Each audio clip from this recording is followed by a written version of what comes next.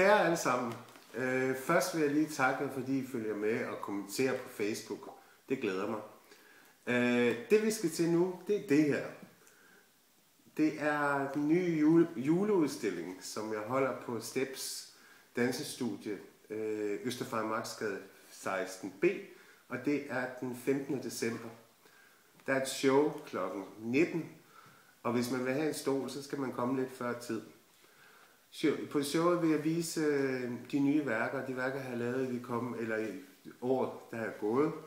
Og så vil jeg være der selv de næste 3 dage, hvor man kan komme fra klokken 16 til 20 og kigge på værker og få en lille en og snakke med kunstneren, som er mig.